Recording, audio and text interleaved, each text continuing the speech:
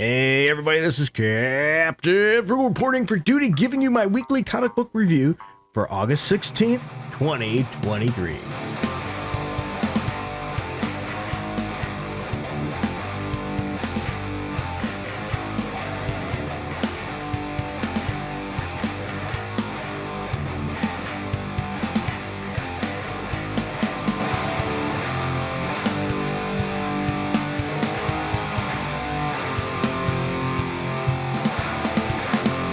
Alright, all of you people that are new to the channel, I just want to say welcome. Hope you're enjoying the content as well as everybody else that's been with us. Thank you for all this support that you've provided to this channel. For those of you that are new to this, I review comic books each week.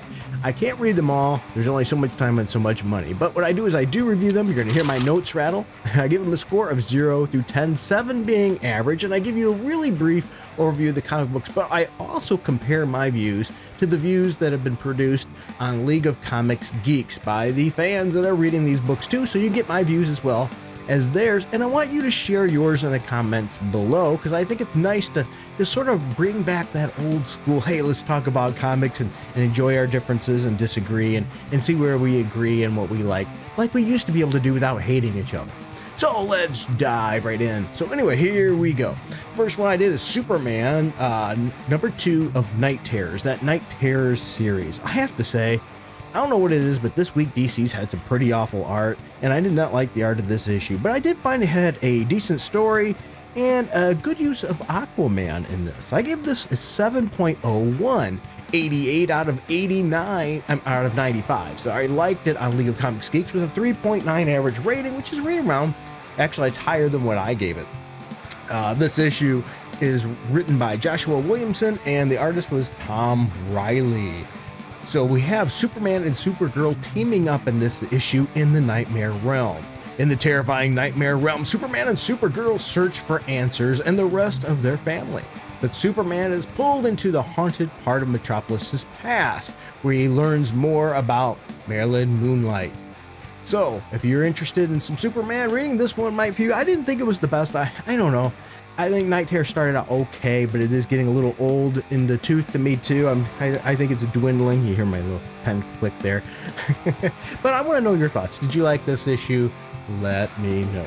The next issue I want to talk about is another issue from the Night Terror series, and that was Night Terror's Nightwing number 2. Now, I will tell you up front, I did not care for this issue very much. I gave it a 6.8 out of 10. And League of Comics Geeks, well, they said 56 out of 81 liked it with a 3.2. So they gave it a little bit better score than I did, but it didn't seem like they loved it either. The creators are Becky Cloonan is the writer, as well as Michael Conrad, and the artist is Danielle Day. Once again, if you're new to this channel, just so you know, I butcher names. I don't do that out of any meanness, okay? All right, so with that said, Nightwing's worst nightmare is to wake up one day realizing he murdered someone he loves and doesn't even remember how or why he did it. And that's exactly the nightmare verse in which his insomnia has placed him in, while memories of who Nightwing killed and how he did it start flashing back vividly in his head. To make matters worse, he'll have to work with his cellmates, Two-Face and Scarecrow, to get out of this one alive. I did not like the art style at all in this issue. What did you think of it? Maybe this is a new art style that people are enjoying and I just don't get it on the old man yelling, "Get off my lawn"? That might be the case, but really, this one just doesn't hold up to me. I think this issue was slow and it was not very exciting issue, so with that all together, that's why I gave it only a 6.8. I was rather disappointed, but what are your thoughts once again on this? I would like to know. Now, before I move on, I'd just like to take a moment to say thank you to these people. Without these people, this channel would not be possible. They've been supporting this channel through Patreon as well as Subscribestar. If you want to help out this channel, like, subscribe, hit that notification bell. It will help greatly, but you could even do, if you don't want to do Patreon or Subscribestar, there's a one-time donation down below. Those people that do subscribe, they'll get special videos as well as some special music that if they're a video content creator as well, they can use that music too, or just listen to if they enjoy, as well as other special videos. All right, with the shilling aside for the moment, let's move on. The next issue that I read, boy, is this one. This one to me was very, very disappointing, and that was Night Terror's Catwoman number 2. But I do not feel that I was alone in this one at all, because looking at League of Comics Geeks, only 26 out of 47 liked it with a 2.8 average rating. I gave this issue a 6.7 because I did not like it either. Anyway, Catwoman is stuck in a nightmare in which her sister Maggie parades around Gotham as its savior, Sister Zero. After rescuing Bruce from the Joker, Catwoman calls him Batman, to which he asks her how she knew that name. How'd you know that name? How'd you get that name? Little Batman Superman joke there. Martha. Anyway, I can't help myself sometimes. So, what year is it in Gotham? Why does the Joker have snakes for limbs? And can Sister Zero and Catwoman pray themselves out of this nightmare? Well, this was written by Tina Howard, and I think she missed the mark. Artist Leela Leitz, and I'm telling you, I think the art absolutely was atrocious. It was a train wreck of garbage in this issue. Why is this art in this series so bad? Why did DC let this out? It was a boring issue, too.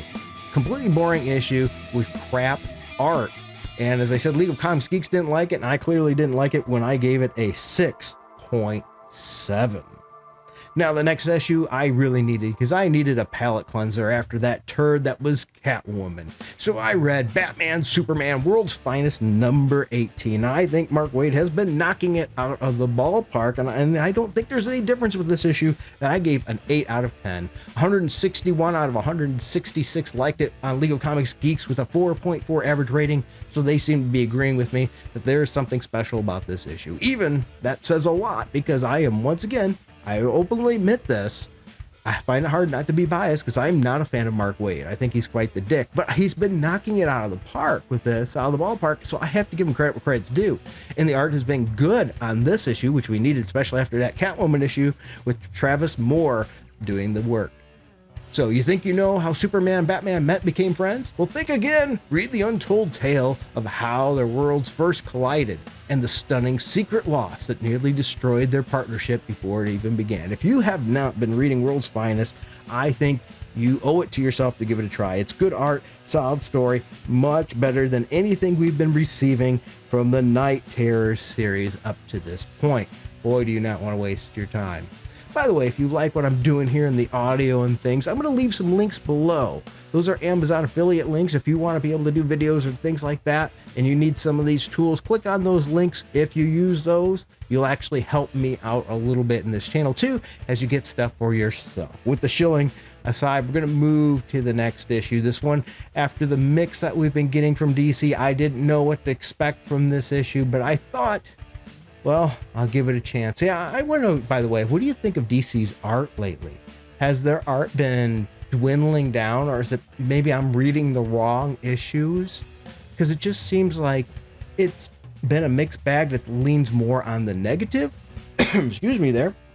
Fortunately, this really wasn't one of those. I read Tales of the Titans number 2. League of Comics Geeks said 36 out of 51 liked it with a 3.1 average rating, which isn't anything super spectacular, but it makes sense to me because I gave it a 7.1 as well. So not bad, but nothing spectacular. The creators were Tina Howard, again writing it, artist Eleonora Carelli, which hopefully I didn't butcher her name too much. She's been called the daughter of Trigon and the herald of the apocalypse, but Raven has never let these things define who she is. Ready to step into the new era of the Titans? She plans to leave her past behind. But history has a habit of repeating itself. And when Raven comes to the aid of a woman that's in over her head with the Church of Blood, she'll have to face a terrible reminder of her mother's tragic past. And an evil closer to her than she might ever even realize. So my thoughts on this. Raven fights a demon to keep the past from reoccurring. The art could be better in this issue. Once again, nothing spectacular. And this issue is all about Raven. So if you're a big Raven fan, you might like this. But if you're not, well, it does say Tales of Teen Titans starring Raven. You know what you're in for of a Raven story, and we're 2 out of 4. I don't think it's anything really that special. That's why it fell into the mid category with a 7.1. There wasn't anything really that makes you go, hey, you have to run out and get this. But it wasn't anything necessarily terrible either. All right. So now we're going to shift to the world of Marvel. Oh boy, here we go. First one I want to talk about is Daredevil issue number 14. League of Comics Geeks said 130 out of 133 liked it with an average rating of 4.6. That is a pretty strong score. So we have to give it to Chip Zdarsky on this when writing it, and the artist Marco Cicchetto for his work doing the penciling as well. The end. But of what? A life, a love, a marriage, Matt Murdock's time as Daredevil, or the latest and greatest run in one of Marvel's most celebrated sagas. All the above. Everything is ending here. I don't know about that. I think it's a little bit of hype there. But here's the deal. We have people seeing who they think is Matt Murdock, and at the end reveal that maybe it is actually Matt Murdock, but reincarnated or brought back, but without all of his memories. Only time will tell. I gave this issue a 7.5. Yeah.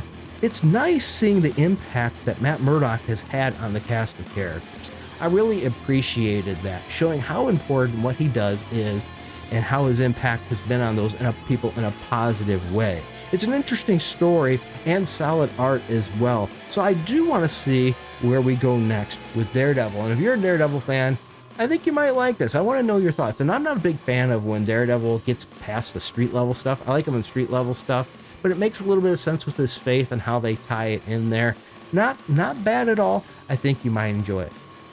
Now, if you haven't been paying attention or watching these videos, you may know that I've been enjoying the recent Ghost Rider series. I think Marvel's been doing a big push on Ghost Rider. Eventually, I think we're going to figure out why. Well, right now, we have a Ghost Rider's Weapons of Vengeance miniseries going through with Wolverine and Ghost Rider series. So it's going to be bouncing through there. And this is part 2 with Ghost Rider issue number 17 of that series.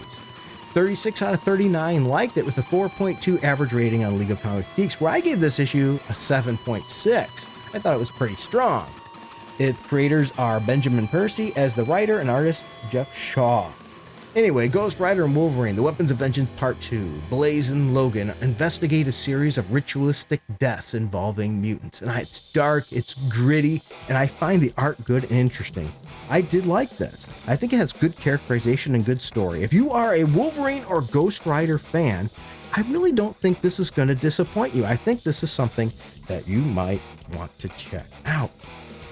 All right, here we go. This one was another challenging one for me to review because you're ready for it. It was none other than Spider-Man number 11 with the writer Dan Slott and artist Lucio Vercetto. Sorry, I butchered that name there because I'm not a fan of Dan Slott writing. I'm not a fan of Dan Slott personally, but I will say congratulations to Dan Slott. He's going to get married. Yeah, and maybe, just maybe, that'll wake him up to some reality. I think that guy needs it. And I think maybe that'll have a good spin on his writing because that guy does not know how to write a couple, a relationship, or anything. He's very childish and immature, shows a lack of reality, and maybe that'll help him out a little bit. So only time will tell. 46 out of 50 liked this issue, though, with a 4.1 average rating, which is higher than I gave it. I gave it a 7. Anyway, we are reintroducing Spider-Boy. The battle to save Spider-Verse may be over, but spinning out of the restored web of life, and Destiny returns the spectacular Spider-Boy, Peter Parker's stupendous sidekick. Wait, that can't be right. Who's this Spider-Boy? And what's his connection to the Amazing Spider-Man? Well, here we have Dan Slott sort of rewriting Spider-Man's history. Not a fan of that, but yeah, maybe it's not. You know, with the whole Spider-Verse twist and turn thing, you never know really what you're going to get. And I will admit, I've never been a big fan of the Spider-Verse. I've been a proponent against it. I think it dilutes his character. When you have a zillion different types of one character running around, it dilutes making them special. And then you might go, wait a minute, you like Green Lantern and you like The Flash. Yeah, I do. But The Flash is because it's a family dynamic. It makes sense in a way. And then Green Lantern, it's a team to begin with. So completely different concepts here. Here we have Dan Slott in this issue going overtime, going hard in the paint to make Spider-Boy happen. Boy, Dan Slott and his characters. You know, he makes characters like Alpha. Remember that? Oh boy. I think this new character is lame, personally. I am not a fan of this character, but I will say he helped develop this character a little bit in this issue. So not bad there. The art in this issue is very strong. Good job with the art. And I have to admit, and once again, this says a lot. I'm trying to remove my bias. This is pretty good writing from Dan Slott. So I give him that, and that's why I gave this issue a 7. So if you are a fan of Spider-Man, you might like this, especially if you haven't been happy with what's been going on in Amazing Spider-Man. Maybe this is the direction you need. I don't know. Are you a fan of Dan Slott's writing of Spider-Man? Or are you like me, you really don't care for it as much and find it to be sloppy, juvenile, too much trying to be into the time, and it's just making books that will never hold up to the test of time. I'd like to know your thoughts. Maybe this one you like Spider-Boy. I don't know. And the last issue. Well, yep, the last issue for this one, so make sure you tell me any of them that I should have read, was Uncanny Avengers #1. Did you really think I was going to miss this one? League of Comics Geeks said 73 out of 76 liked it with a 4.2 average rating. You know what? I thought it's off to a strong start as well, as I gave it a 7.8. Here we are. This is written by Jonathan Hickman and Jerry Duggan, and the artist is Xavier Guerin. So anyway, the fall of X calls for the return of the Avengers Unity Squad. Yeah, it's been a while since we've seen that team. Innocent people and world leaders are dead after simultaneous attacks on the US and Kroka governments. And that means one thing, it's time for a new squad of Avengers. False flag attacks meant to whip up anti-mutant hysteria are unfolding. And hey, some of Steve Rogers' best friends are mutants. Your new Unity Squad is, you ready? Here's the cast you're expected to get here. Captain America, Rogue, Deadpool, Quicksilver, Psylocke, and more. You know, here's the thing. I'm not a big fan of the current X-Men direction and things like that, but this is an interesting tale here.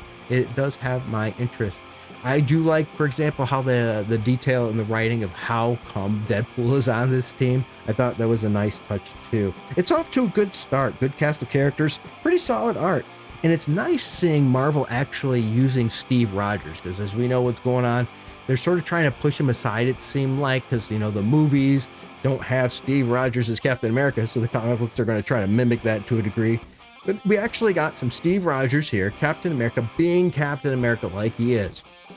And I tend to like that. So my thought is, I like this. That's not a bad issue, but what are your thoughts about this? What do you think? I have this mixture of Avengers and X-Men. By the way, I think there's a little bit more characters than they actually list here too. I don't know if officially Iron Man's on the team or not, but he was in this issue as well. Well, I enjoyed it.